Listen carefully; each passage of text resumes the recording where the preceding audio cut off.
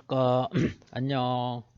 네, 오늘은 사회문제 탐구 두 번째인데, 오늘은 그 사회문제를 탐구할 때 가져야 할 과학적 태도, 어떤 과학적 태도가 필요한지, 이 부분과 아주 간단해요.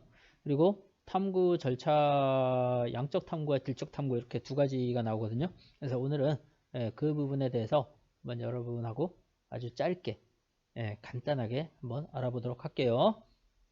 영상 보면서 제가 설명하도록 하겠습니다.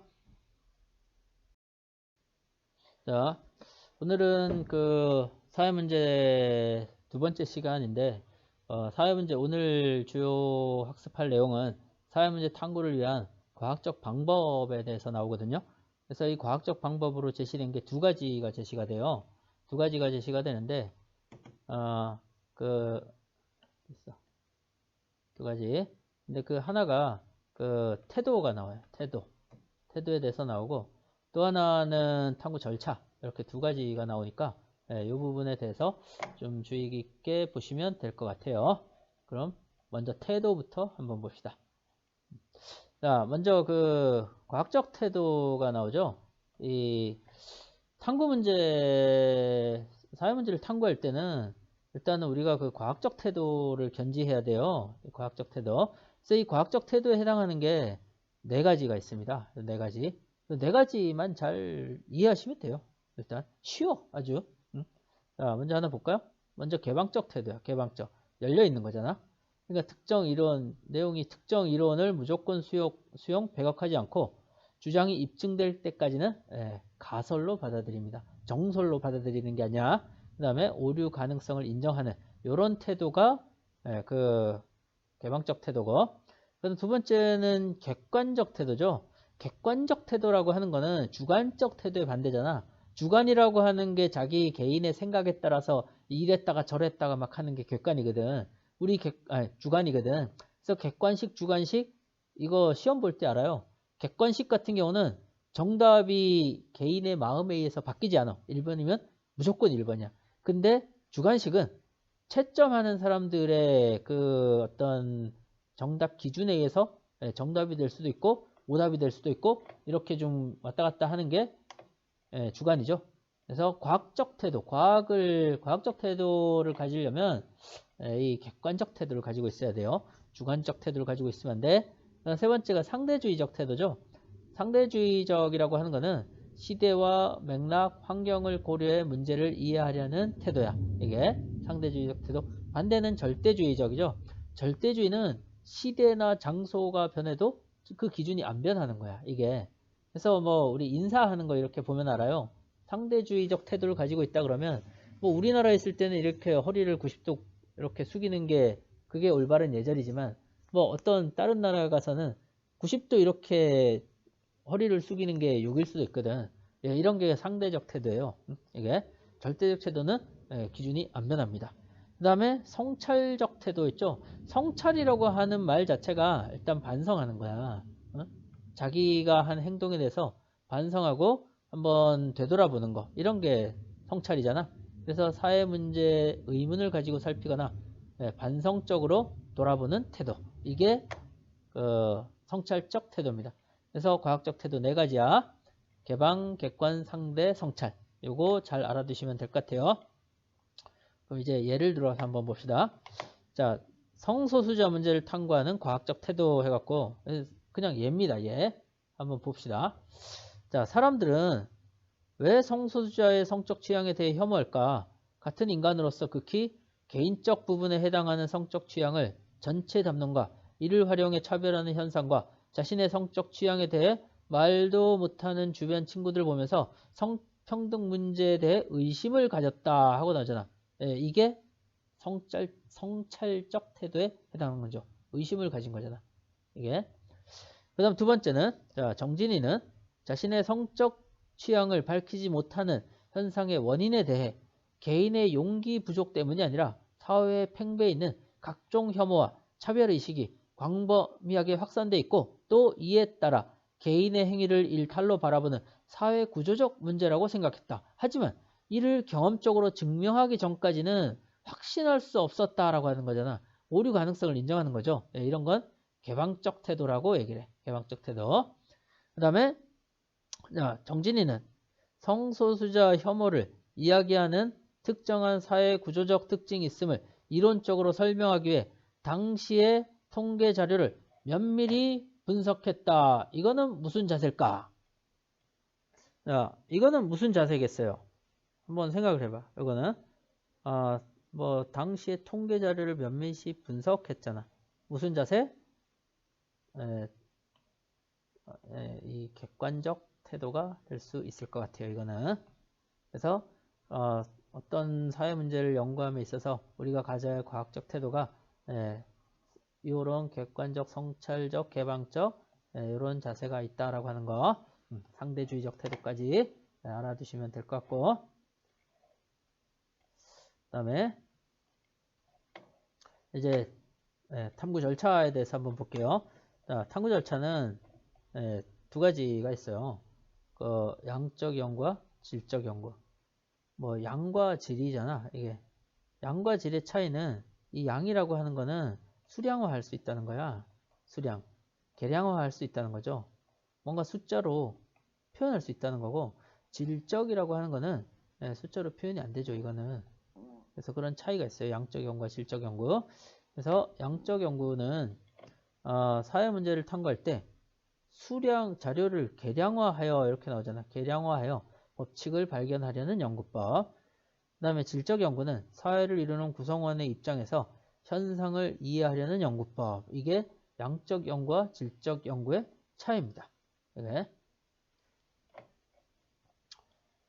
그럼 이제 하나하나 보도록 할게요. 자, 양적 연구 핵심이야. 제일 중요해. 시험에도 많이 나고 알아두셔야 됩니다. 이거. 자, 그래서 외워야 돼. 이거는 문가 연자가 한 앞글자씩 따서 해보면 문, 가, 연, 자, 가 이렇게 되겠죠. 문은 문제 제기야. 그리고 주제 선정 단계야. 첫 번째가 문제 제기, 주제 선정. 주제를 선정하는 거예요. 자, 두 번째는 가짜. 이게 핵심이에요. 양적 연구의 핵심. 가설 연구, 가설 설정. 그래서 두 번째가 가설을 설정하는 겁니다. 자, 가설은 연구 주제에 대한 잠정 결론이야. 잠정 결론. 이 가설은 반드시 이 독립 변수와 종속 변수 두 가지로 구성이 되어 있어요. 그래서 뭐 일단은 외우셔야 돼. 독립 변수, 종속 변수.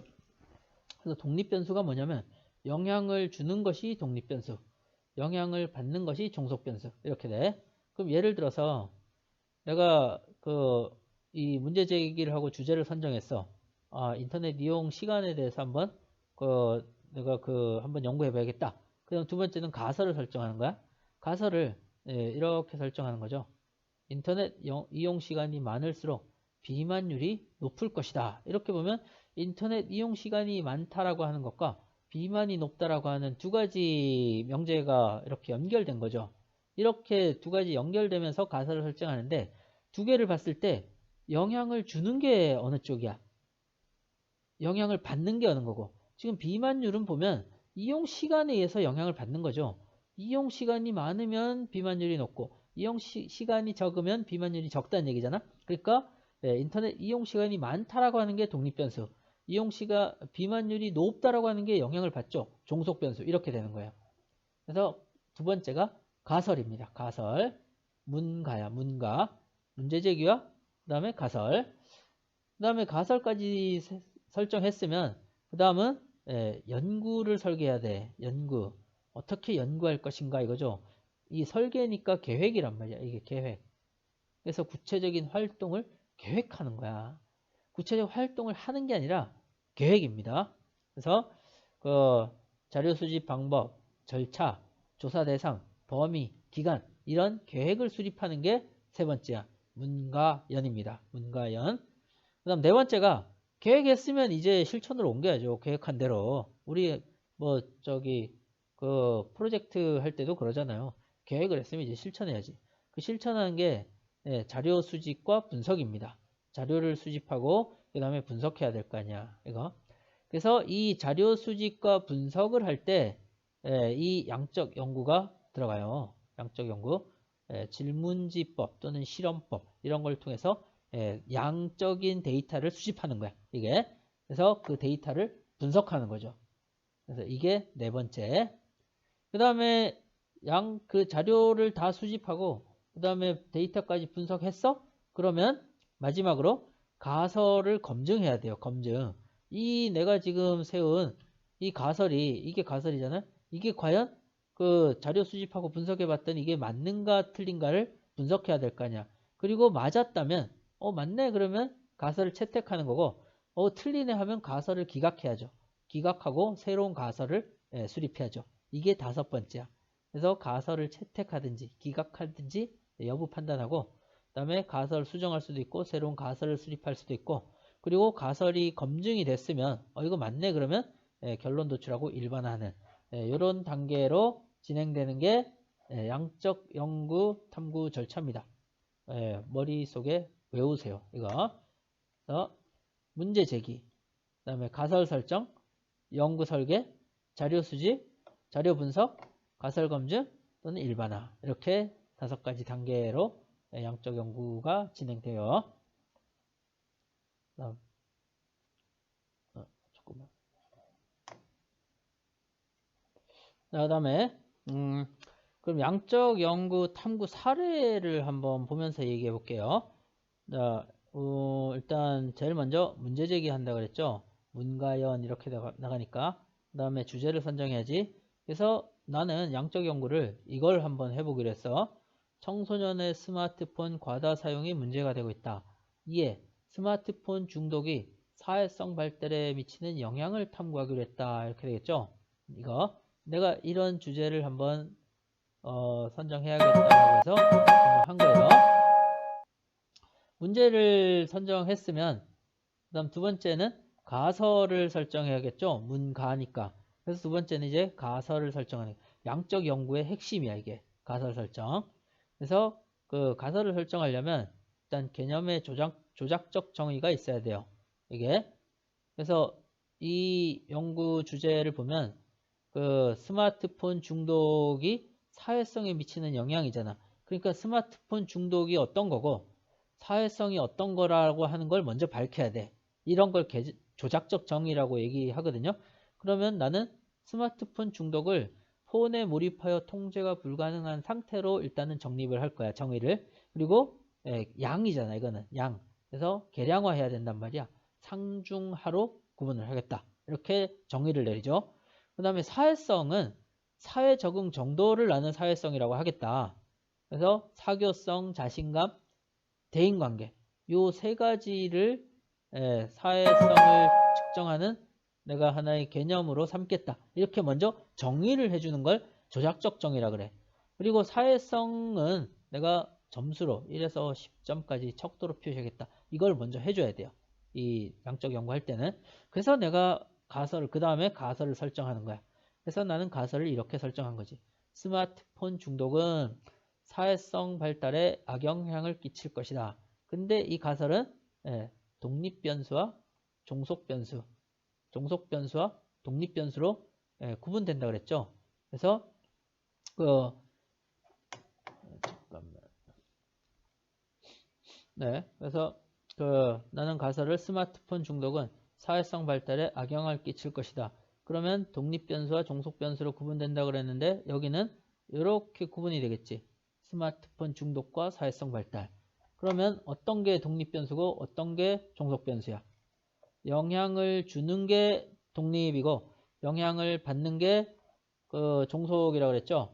그러니까 여기서 보면 스마트폰 중독이 여기에 영향을 끼치는 거잖아. 그러니까 사회성 발달은 영향을 받는 거죠. 그러니까 얘가 종속이 되겠죠. 그리고 스마트폰 중독이 사회성에 영향을 주는 거니까 이게 독립 변수가 되겠고. 그래서 가설은 항상 독종이에요. 독종. 독립이 먼저 나옵니다. 뭐뭇이 뭐뭐에 영향을 끼칠 것이다. 이런 거 할 때 독종 이렇게 되거든. 그래서 이게 내가 두 번째 가설 설정했다면 그 다음 세 번째는 연구를 설계해야겠죠. 문과 연이니까. 그래서 나는 연구를 이런 식으로 하겠다고 설계하는 거야. 기간은 한 2달 정도 할 거고 자료 수집은 내가 연구 대상을 단양고등학교 학생으로 할 거고, 자료 수집은 설문지를 내가 뿌려서 애들의 질문을 받을 거고, 설문을 받을 거고, 그 다음에 자료 분석은 그 받은 설문지를 통계로 처리하겠다. 이렇게 내가 연구 설계를 하는 거죠. 그래서 이게 세 번째.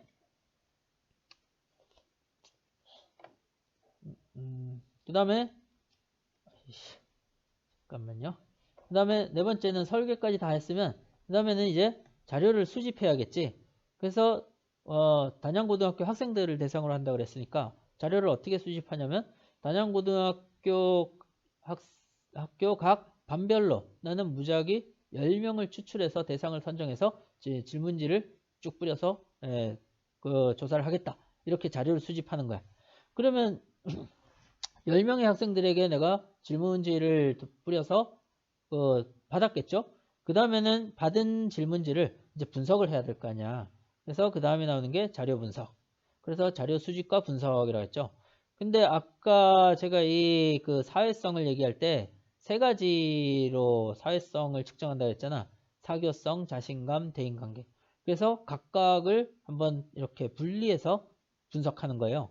그래서 사교성을 보면 중독 수준이 대단히 상인 경우 사교성이 2점, 중인 경우 5점, 하인 경우 8점으로 나타났고 사교성은. 그 다음에 자신감은 중독 수준이 상일 경우 다 조사해 봤더니 그런 거야. 자신감이 2.7, 중은 4, 하는 6.8. 그 다음에 대인관계는 간이 아니라 관계입니다. 이게 대인관계. 대인관계 정도를 봤더니 중독 수준이 상일 경우 대인관계는 3점, 중인 경우는 4.5, 하인 경우 7점. 이렇게 자료를 분석하는 게 두 번째. 수집과 분석. 그 다음에 자료를 수집 분석한다면 가설을 검증해야겠죠. 내가 한 가설. 내가 세운 가설이 중독이 심할수록 사회성에 악영향을 끼칠 것이다. 이거였잖아. 그러면 가설 검증을 한번 해야지, 이제. 그래서 스마트폰 중독이 심할수록 사교성 점수가 어때요? 낮죠. 지금 중독일 경우 사교성이 상일 때 사교성이 2, 중일 때 5, 하일 때 8이니까 중독이 심할수록 사교성 점수가 낮죠, 이게. 그 다음에 이해되시죠? 여기 중독 수준이 상이란 얘기는 중독이 엄청 심하잖아. 근데 사교성이 몇 점이야? 2점이에요. 굉장히 사교성이 낮다는 얘기지. 근데 중독이 하야. 중독이 굉장히 안 된 애죠, 얘는. 그랬더니 사교성이 8이래. 굉장히 높은 거 아니야. 이게 사교성이 스마트폰 중독이 심할수록 사교성 점수가 낮다. 이렇게 되겠지? 그 다음에 두 번째 검증은 중독이 심할수록 자신감 정도가 낮대. 그럼 중독이 상이 심한 거죠. 자신감이 2.7이래. 중일 때 4고, 하일 때 6.8이래. 중독이 상일 때, 중독이 엄청 심할 때 자신감 점수가 낮죠. 중독이 하라는 얘기는 중독이 낮은 거잖아. 그랬더니 자신감이 6.8로 높죠. 그거 얘기하는 거고. 그 다음에 대인관계를 봤더니 가설 검증. 중독이 심할수록 대인관계가 낮죠. 중독이 상일 때 대인관계가 3이고 하일 경우 7이래. 그러면 상이니까 중독이 굉장히 높을 때 대인관계 3점이니까 낮은 거지. 중독이 7이라는 얘기는 중독이 하라는 얘기는 중독이 안 됐다는 경우죠. 근데 대인관계는 7점이니까 굉장히 높은 거죠. 이렇게 가설이 검증될 수 있다라고 하는 거예요. 그 다음에 이제 가설 검증까지 다 했으면 결론을 내려야지, 이제. 결론. 그래서 결론은 지금 결론이 뭐예요? 스마트폰 이거 다 검증했더니 스마트폰 중독이 심할수록 어때? 사회성이 어때요? 낮죠. 이게 심할수록. 그러니까 스마트폰 중독은 사회성 발달에 악영향을 끼친다. 이게 지금 가설하고 어때요? 같지? 내가 세운 가설하고 이렇게 일치한단 말이야. 그럴 때는 가설을 채택하는 거야. 근데 검증을 해봤더니 결과가 내 가설하고 안 맞아. 그러면 가설을 기각하는 거죠. 그리고 새로운 가설을 수립하는 거야. 이렇게 되는 거야. 이런 과정을 거치는 게 양적 연구 방법이에요. 양적 연구의 탐구 과정입니다. 이게. understand? 그러면 과제 위에 자료를 참고하여 뭐 양적 연구 방법을 활용할 수 있는 연구 주제를 만들어 가설을 세워보자 하고 나왔습니다. 과제. 네. 일단은 여기까지 양적 연구고, 그 다음에 읽기 자료로 뭔가 제시된 게 있던데 교과서에 읽기 자료는 우리 사회 현상을 탐구하는 방법으로 귀납적 방법과 연역적 방법이 있어요. 이게 탐구하는 방법이야. 탐구하는 방법. 그 아까는 그 탐구 절차로 이제 양적이냐 질적이냐고, 이거는 사회 현상을 탐구하는 방식으로 귀납이냐 연역이냐. 이거는 많이 들어봤을걸요? 너네 그런 거 있어. 어, 모든 사람은 죽는다. 소크라테스는 사람이다. 고로 소크라테스는 죽는다. 이런 거 들어봤죠? 그럼 여기는 시작이 모든 사람은 죽는다. 이거부터 나왔거든. 모든 사람은 다이한다. 그러면 이거는 그 모든이니까 일반이에요? 특수예요? 개별이야? 일반이지? 일반이지? 일반에서부터 시작하는 거야. 모든 사람은 죽고 소크라테스는 사람이고 고로 마지막에 소크라테스는 죽죠. 이 마지막은 보면 소크라테스 개인이거든. 그러니까 개별이야. 그래서 일반으로 시작해서 개별로 연구를 진행하는 게 그 연역적 방법이에요. 연역. 반대로야. 철수도 죽고 영희도 죽고 정진이도 죽고 뭐 재준이도 죽고 난이도 죽고 뭐 혜미도 죽고 이슬도 죽고 효정도 죽고 쭉 다 죽더라. 개별 사물들을 먼저 보는 거죠. 그래서 개별 사물들의 공통점을 발견해서 이 공통점을 가지고 그 어떤 원리를 도출하는 거, 이런 게 귀납적 방법이에요. 그러니까 완전히 다르죠. 이렇게 큰 데서 하나로 나가는 거랑 하나 모아서 큰 원리 원칙을 도출하는 거, 이게 완전히 정반대입니다. 그래서 이걸 귀납적 탐구와 연역적 탐구라고 얘기를 해. 이게 개념입니다. 개념. 그러면 귀납적 탐구 한번 볼까요? 자, 개별적 사실에서 원리를 도출하죠. 그래서 주위의 특정 종교를 지닌 사람들이 A 정당을 지지하는 경향이 높다라고 하는 거. 주위의 특정 종교를 지닌 개별을 본 거죠. 그랬더니 전부 다 A 정당 이렇게 지지하더라. 이런 게 귀납적. 연역적 방법은 일반적 원리에서 개별 사실을 도출합니다. 특정 종교 신자는 A 정당을 지지한다는 기존 연구로부터 그 종교 신자가 많이 거주하는 K 지역에는 A 정당 후보가 국회의원으로 많이 당선되었을 것이라는 가설을 설정하고 자료 수집 분석을 통해 검증한다. 이런 게 연역적 탐구 방법입니다. 그래서 귀납법과 연역법은 이런 차이가 있어요. 이해되실런지 모르겠다. 제가 이 파일은 다 올려놓을 테니까 한번 파일을 분석 한번 해보시든가, 이해 못하겠으면. 그리고 좀 쉬었다가 이제 그 질적, 양적 말고 질적 탐구에 대해서 한번 살펴보도록 할게요. 아까 그 연역적 방법에 이어서 사회문제 탐구를 위한 과학적 방법, 탐구 절차, 두 번째, 이 질적 연구에 대해서 한번 살펴보도록 할게요. 차이는 질입니다. 질.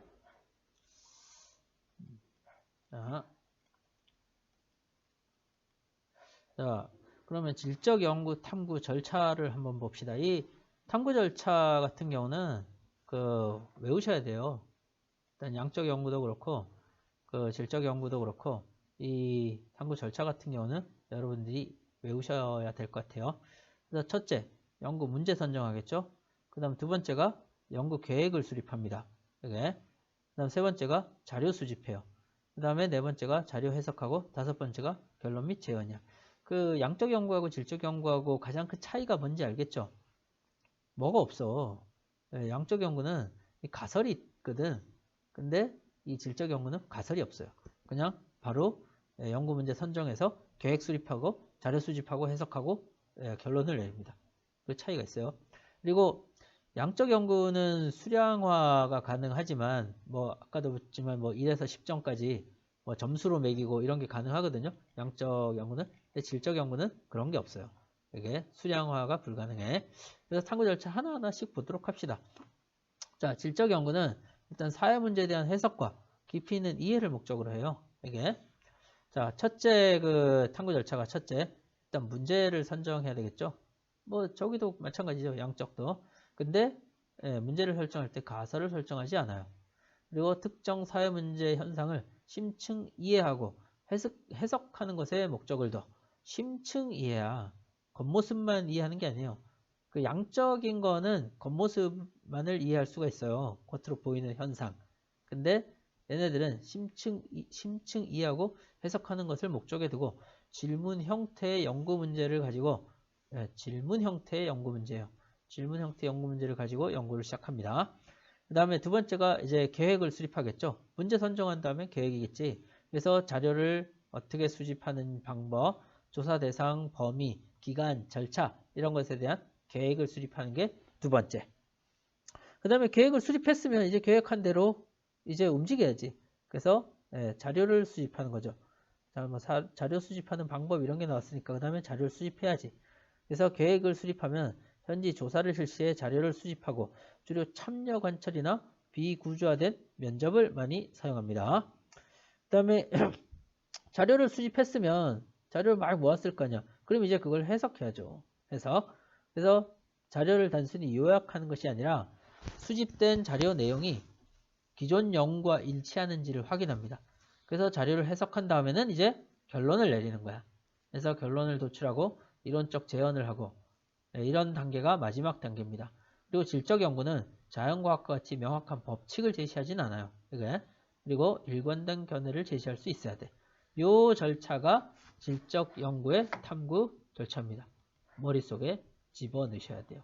그래서 만약에 시험 문제 뭐 이렇게 하나 놓고 어느 단계냐 이렇게 나왔을 때 여러분들이 찾을 수 있을 정도가 되셔야 돼요. 그 다음에 이제 그 한번 사례를 한번 봅시다. 자, 사례는 그 질적 탐구 사례. 일단 연구 문제를 한번 볼까? 연구 문제. 스마트폰 시장의 성장과 이용작이 아니라 이용자 급증으로 스마트폰 중독 현상 문제가 대두되었다. 스마트폰 이용자들은 주로 어떤 경험 속에서 스마트폰 중독 문제를 인식하고 있으며 중독의 원인과 문제점이 뭘까? 이렇게 연구 문제를 선정하는 거예요. 이게. 그러니까 뭐 여기서 보면은 수량화하고 뭐 이런 건 없잖아. 그냥 원인이 뭐고 문제점이 뭘까 이런 질문 형태로 그 문제를 선정하죠. 이게. 그리고 계획을 수립하는 거지. 그래서 계획은 참여자는 우리 단양군에 10명의 그 주민들을 대상으로 한번 해야겠다. 그 다음에 자료 수집은 인터뷰하겠다 나는. 그래서 중독 현상을 찾아서 얘기를 통해서 질문을 통해서 원인과 문제점을 한번 파악해 봐야겠다. 이렇게 되겠지. 그리고 연구 기간은 한 4달로 해야겠다. 이거는 뭐 마음이겠죠. 수집 방법은 구체적 수집 방법이에요. 이거는 구체적으로 이제 10명을 한다 그랬으니까 그 더 좁히는 거죠. 10명을 나는 단양고등학교 학생 10명 뭐 2학년 3학년 각 반에서 뭐 1명씩 이렇게 해서 10명을 하겠다. 그럼 자료 수집을 하는 거지. 면접 실시하겠죠. 여기 보면 심층 인터뷰를 한다 그랬으니까 면접을 실시하겠죠. 그리고 그 면접 자료를 해석해서 특징을 파악하는 거죠. 요게 두 번째 단계야. 계획 수립. 그다음 잠시만요. 그 다음에 세 번째는 이제 자료를 그렇게 계획을 했으면 실제로 자료를 수집해야 되겠지. 그래서 세 번째 단계가 자료 수집입니다. 자, 자료를 내가 이렇게 수집하다 보니까 질문을 했는데 얘네들이 이렇게 답을 했다 이거야. 스마트폰이 보이는 곳에 없으면 신경이 자꾸 쓰인다. 그래서 자꾸 불안해하고 초조해하는 자신의 모습에서 중독된 것 같은 생각을 하게 된다. 중독 뭐 어떤 걸 봤을 때 자신이 중독이라고 생각하세요? 이런 질문에 대한 답일 수 있겠죠. 그리고 뭐 요즘 스마트폰을 안 하면 왕따 당하는 기분이다. 그래서 스마트폰을 잃었을 때 뭐 소외되는 기분이 들었다. 스마트폰이 없을 때 기분이 어땠냐? 뭐 이런 거. 스마트폰 이용하면 뭐가 불편하냐? 이런 거 물어봤겠죠. 그러면 눈이 필요하다. 뭐 손가락도 아프고 목 디스크가 생기면 목도 아프다. 뭐 이런 답변 질문에 대한 답변이 있었다는 걸 수집을 하겠죠. 그럼 이제 이걸 해석해야 되는 거야. 그래서 자료 해석이 나와요. 그래서 자, 해석은 시간과 장소에 관계없이 스마트폰 과학 의존 상태에 놓여 있더라. 10명이 전부 다. 그리고 스마트폰이 없으면 상실감, 뭐 불안감, 대인관계의 위험을 느끼더라. 뭐 신체 건강이 악화되더라. 이런 자료 해석을 할 수 있겠죠. 이걸 가지고. 그러면 이제 결론을 내는 거야.